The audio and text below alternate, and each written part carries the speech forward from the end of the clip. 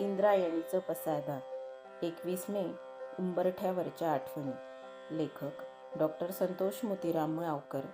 अभिवाचक किमया संतोष मुळावकर. हा उंबरठा कुठला हा प्रश्न तुम्हाला पडला असेल नक्कीच. घराला उंबरठा असतो. त्या उंबरठ्यावरचं भरलेलं माप ओलांडून नववधू घरात येते. त्यावेळची तिच्या मनातली हुरहुर आयुष्यभर तिच्या मनात रुंजी घालत असते.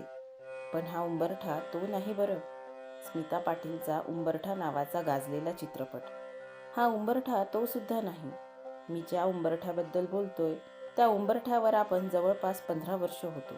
तुम्ही म्हणाल, काहीतरीच बोलताय, एवढी वर्ष कुणी राहतं का एखाद्या उंबरठ्यावर?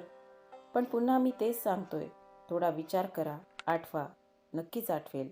होय, हा इसवी सनाच्या 21व्या शतकाचा उंबरठा होता.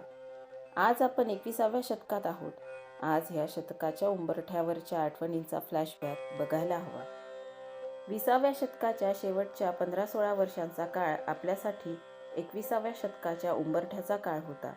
या काळात आपण 21व्या शतकात जाण्याची तयारी केवढ्या उत्साहानं, आनंदानं करत होतो. 21व्या शतकात जाणं हा गमतीचा भाग नव्हताच, तरी ती बाब आपल्याला गमतीचीच वाटत होती. 21वं शतक तंत्रविज्ञानाचं असणार होतं. तंत्रविज्ञानाचं स्वागत करण्यासाठी, तंत्रविज्ञानाला सामोरं जाण्यासाठी आपण आपली मानसिक तयारी करत होतो. 20व्या शतकाच्या उत्तरार्धात आपण ज्ञानाचा, विज्ञानाचा, लोकसंख्येचा आणि आपल्या आकांक्षांचा प्रस्फोट अनुभवला होता. 21व्या शतकात आपल्याला तंत्रविज्ञानाचा प्रस्फोट अनुभवायचा होता. ह्या प्रस्फोटाबद्दल आपल्या मनात मोठं कुतूहल होतं. या तंत्रविज्ञानाशी आपली केमिस्ट्री कशी काय जुळेल, मनामनात ही धाकधूक होतीच. 20व्या शतकाच्या 9व्या दशकात घरोघरी नव्हे तर काही घरी टीव्ही पोहोचला होता. ज्याच्या घरी टीव्ही पोहोचला नव्हता ते ज्यांच्या घरी टीव्ही पोहोचला त्यांच्या दारी जाऊन बंद दाराच्या फटीत जमेल तसा टीव्ही पाहत होते.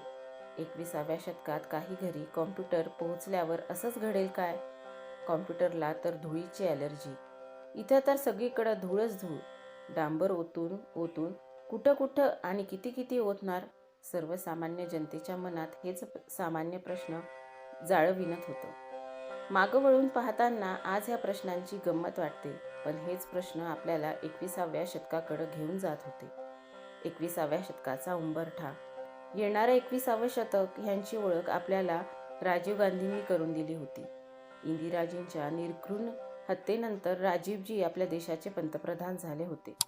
देशाच्या सांस्कृतिक एकात्मतेसाठी त्यांनी सुरू केलेला अपना उत्सव, देशाला दिलेलं 21व्या शतकाचं स्वप्न, त्या दृष्टीनं आखलेलं इसवी सन 1986चं नवीन राष्ट्रीय शैक्षणिक धोरण, लिट्टेच्या बिमोडासाठी श्रीलंकेत पाठवलेली शांतीसेना, या त्यांच्या कर्तृत्वातून मिस्टर क्लीन ही त्यांची प्रतिमा साकारली गेली होती. नंतरच्या लोकसभेत विरोधी पक्षनेता म्हणूनही ते सर्वांना आवडले होते, पण दहशतखोरांच्या डोळ्यात चलत होते. 21 मे 1991ला श्री पेरामदूर येथे मानवी बॉम्बनं त्यांची निर्घृण हत्या केली. 21व्या शतकाच्या उंबरठ्यावरची ही आठवण अंगावर काटा उभा करणारी आहे. राजीवजींच्या हत्येपूर्वी एका प्रख्यात वर्तमानपत्रात कुणी नाही आलं तरी मी 21व्या शतकात जाणार अशा आशयाचं एक व्यंगचित्र छापलं गेलं होतं.